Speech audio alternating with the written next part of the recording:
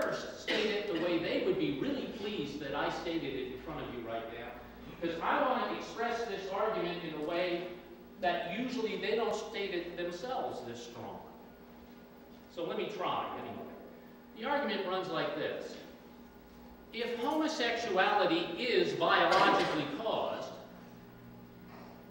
let's say it's genetically caused or some other biological reason, and we're right on the cusp, they would have you believe, we're right on the cusp of proving that homosexuality is biologically caused. Or if they really want to lie about it, they'll say, we've already proven that it's biologically caused. That's not true or even close to true. Let me throw a little parenthetical remark in here at this point. If we really are so close to proving that it's biologically caused, why don't they just wait? Why don't they just wait? Why are they active now? Just wait. We're right on the doorstep. It's imminent. They're going to prove that it's biologically caused. Well, apart from all of that, let me continue with the way I would express their view. And I'm not misrepresenting their view, so I can attack a straw man.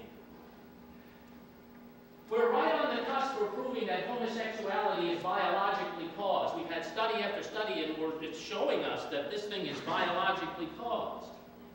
That's not true, but that's what they say. And if it is biologically caused, then they can't help being that way. And if nature made them that way, or sometimes they'll even blasphemously express it this way, God made me that way. Have you ever heard them say that? God made me this. But at least they will say, if nature made them that way and they can't change, then it must be normal behavior because nature made it that way, and it must be just exactly as normal as heterosexuality.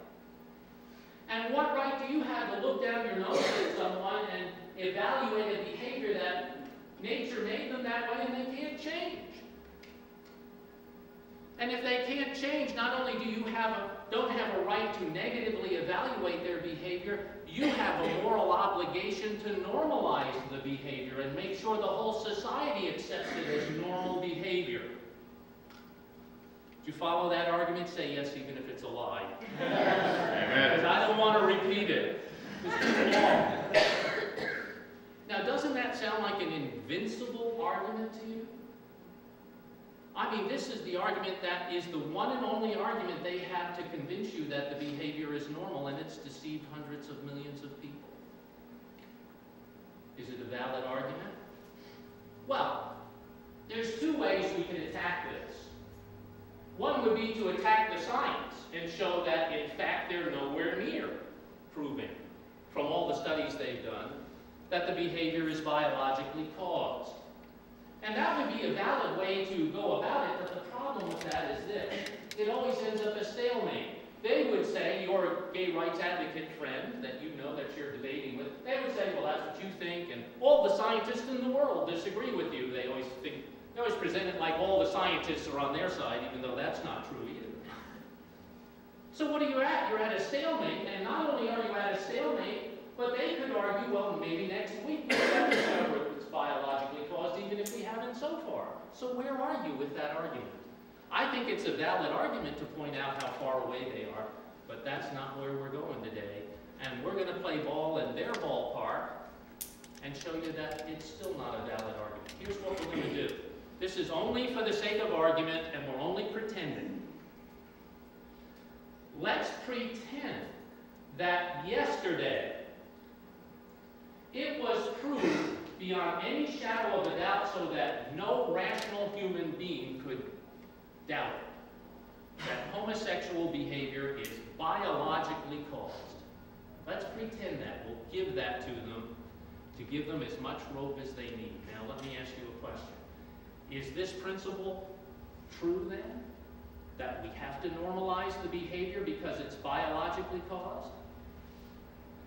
I said that this is an argument that's easy to shatter.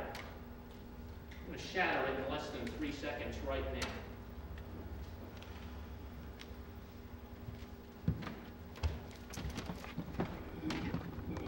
Alcoholism. Anybody know where can you figure out where I'm going with this? As a Christian, I don't believe that alcoholism is biologically caused. It's the sin of drunkenness. not something that God made you that way. But the world thinks what? That this behavior is biologically caused and they cannot help being that way. Would any gay rights advocate tell you, because of that, we ought to normalize alcoholism? Maybe we ought to impose alcoholism on the military. Right? They can't kick you out if you're an alcoholic. Encode it in the law as normal, so if policeman pulls you over, you haven't, let's say, run a stop sign or anything yet, but you're just drunk driving.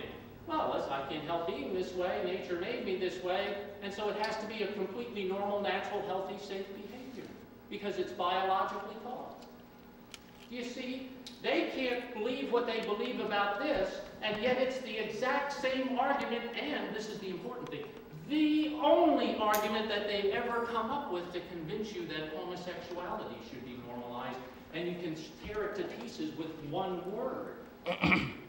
You don't have to normalize a behavior because it's biologically caused. The cause of the behavior is utterly irrelevant as to whether that behavior is normal. Well, let's take another behavior, though we could list 80 of them, I suppose. Let's take bestiality. People who want to have sex with animals. Oh my gosh. What if that's discovered to be biologically? There are people who do want to do that, by the way. Suppose tomorrow morning this is discovered to be biologically caused and they can't help being the way they are. Are we obligated to normalize this behavior? Suppose I went on a campaign and I said, I think that this behavior ought to be normalized because it's biologically caused. I think we ought to impose bestiality on the military.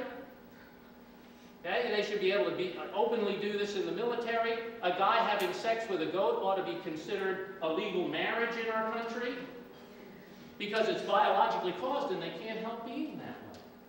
Does that make sense? Of course it doesn't make sense. Maybe we ought to teach our children in this public school to uncritically accept this behavior because it's biologically caused and they can't help being that way. So you know what? I'm going to write a book. It's called Heather Has a Daddy and a Duck. Everybody know what I'm talking about there? They, homosexual advocates groups have written a book called Heather Has Two Minds, to try to indoctrinate your children in the public school to believe this behavior should be accepted uncritically. But you see, if a behavior is biologically caused, it still doesn't mean you have to normalize it. Let's take one more behavior. I'm picking these on purpose. Let's take a pedophilia. People who want to force children to have sex with them. Suppose they discovered that to be biologically caused tomorrow, so that no one can doubt it and they can't help. Suppose a pedophile can't help being the way he is. Nature made him that way. Do we have to accept that behavior as normal? Of course we don't. And we could list everything from biting your fingernails to serial killing and everything in between, cannibalism, people who want to torture innocent animals, people who torture human beings. Are there any innocent animals? Anyway. You can torture those little yippy dogs, like those small dogs. I hate those dogs. That's moral. You can torture them. There are people who want to have sex with dead bodies. It's called necrophilia. I never figured out how did they know that, so I don't even want to think about that. There's any one of a number of behaviors that no one in their right mind would say, well, you know, because it's biologically caused, I think maybe we ought to normalize that behavior. Now, why is that true? Why does the biological origin of a behavior make absolutely no difference as to whether we would normalize any of these behaviors? And even a gay rights advocate would not normalize at least alcoholism, even if it's biologically caused. Okay, listen to this, because we're going to bring a principle out of this. That's important. Because there are mistakes in nature. If I was born with 6 toes on my left foot, that's biological and I can't help being that way, but it is not normal.